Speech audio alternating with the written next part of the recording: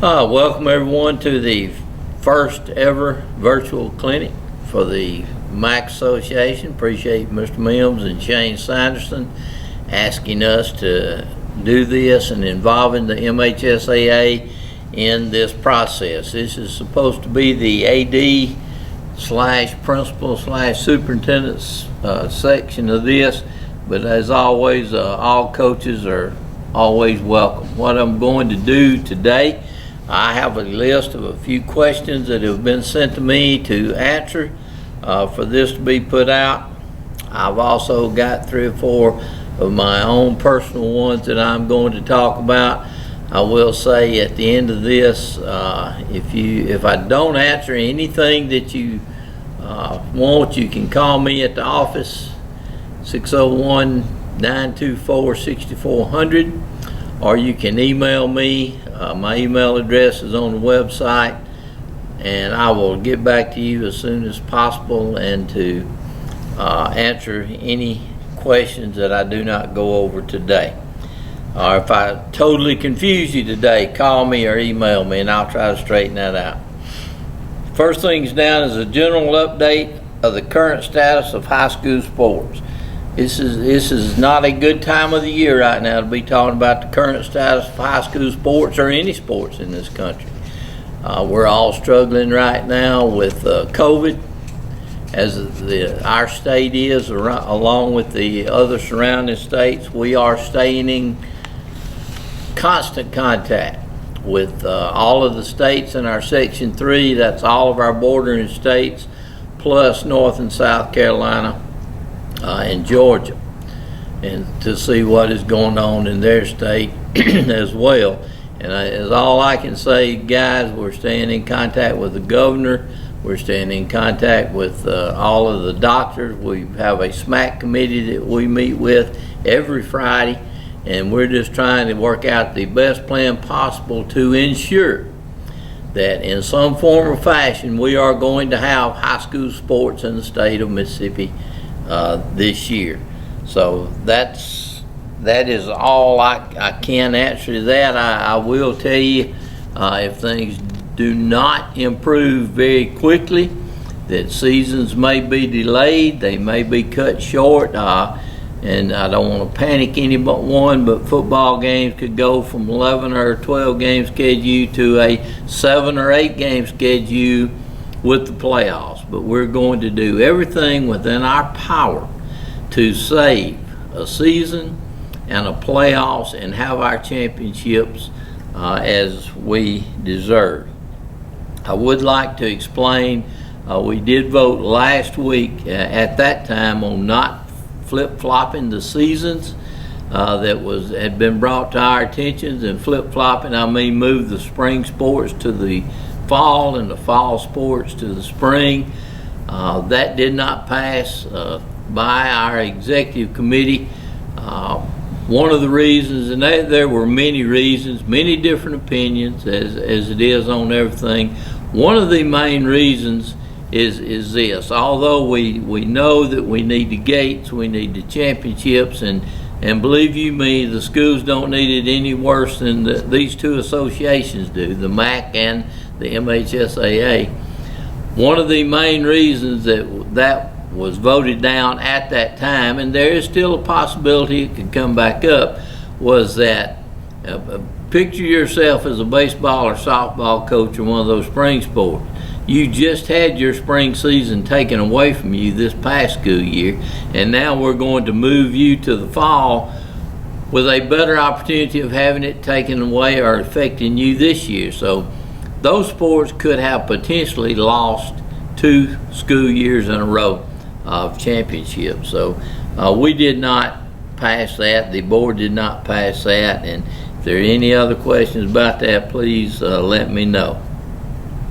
Question number 2, if we begin to play and have a student athlete contract COVID, how do we handle that?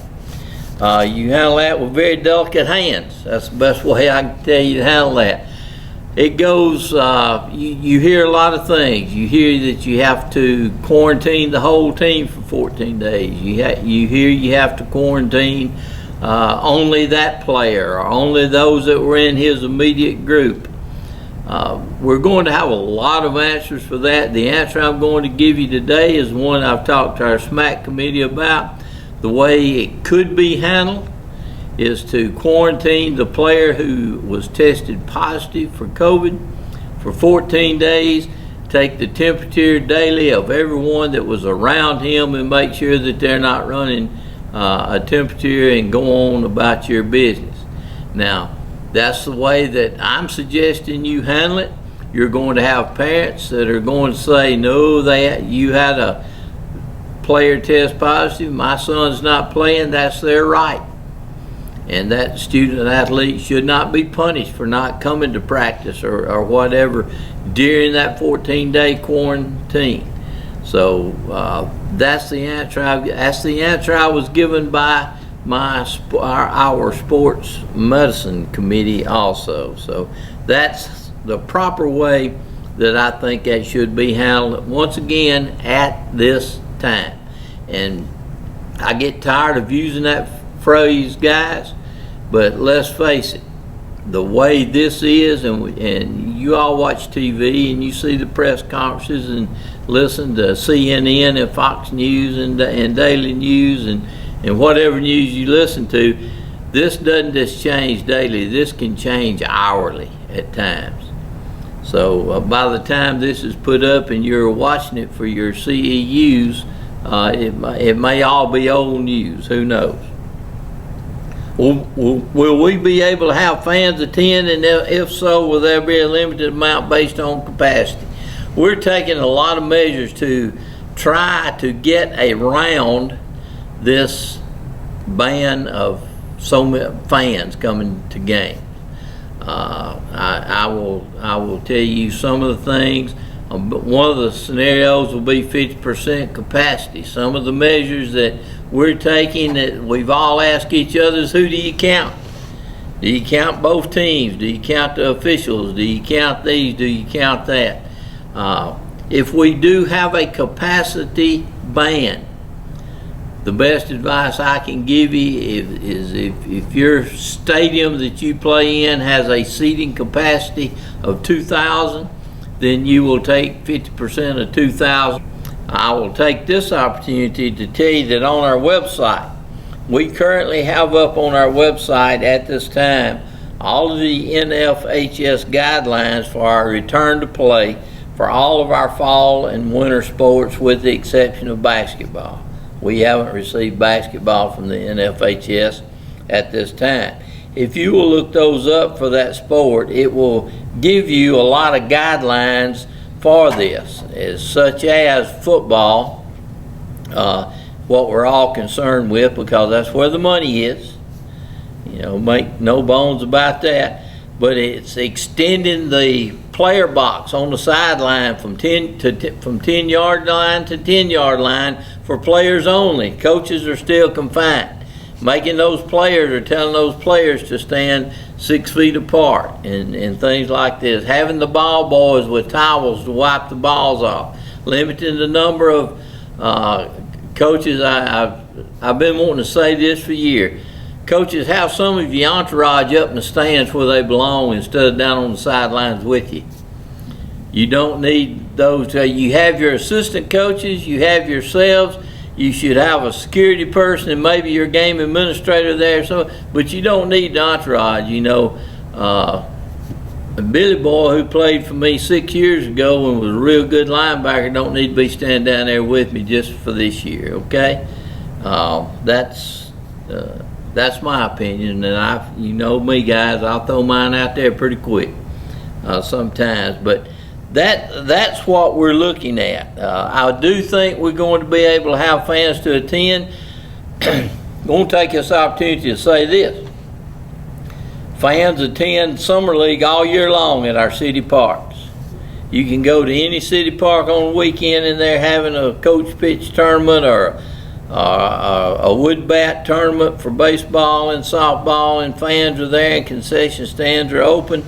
We're putting out guidelines ourselves. An example, concession stands open, having extra personnel on duty there with a towel, keeping everything wiped down, the rails, the counter, and all that. Have extra attendants at your bathrooms, keeping those clean at all times.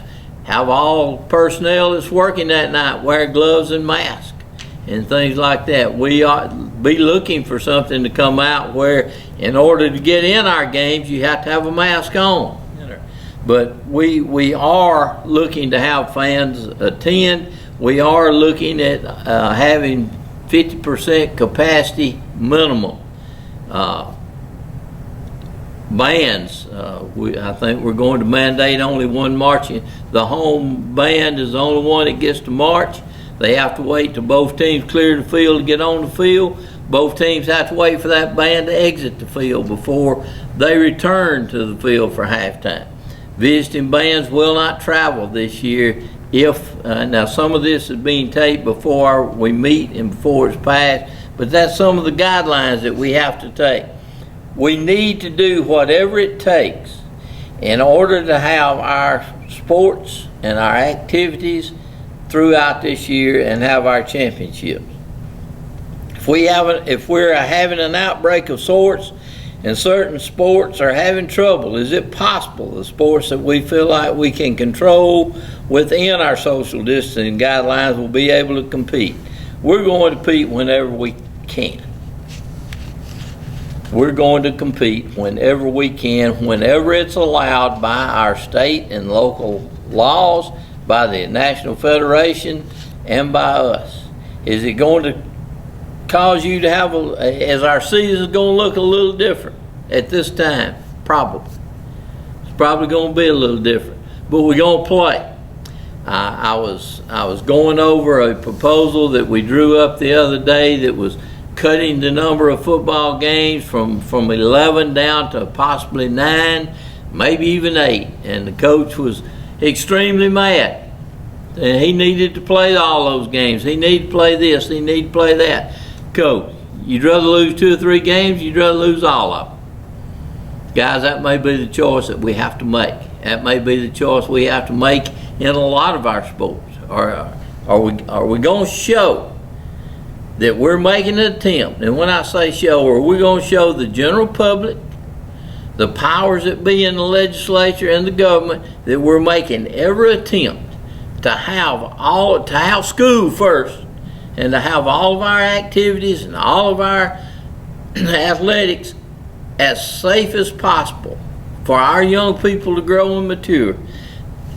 That's the only way we're going to be able to do it. We've got to take this into our own hands, and we've got to take control of it, and we've got to do it. Or the powers that be will be just like last spring. They'll shut down the schools. They'll close all the school activities. So we are going to have that. If your whole team gets quarantined and you can't play and you've got a game scheduled that week, guys, I'm sorry, you got to forfeit. That's not that other team's fault. It's not that other team's fault. But we won't even talk about it this time. I think by the time you view this, it'll be out the schedules that we're going to follow if they have to change. And I'm not sitting here today telling you they're going to change. I'm telling you to be prepared to look at it and see if we have to change in order to play. A couple of other things I want to talk about. Our handbooks will not be printed this year. Handbooks are online. There are some minor changes in that. I will urge you to go online. You can print your copy out.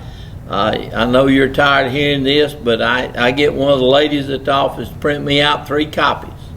Keep one on my desk, one in my house, one in my car. Because I like a printed copy. I'm old school. I don't like to have to look it up on my computer. Keith Warren, Mr. Wizard, as I call him, sent me an app last night where I could download it and be on my phone. I could look up things.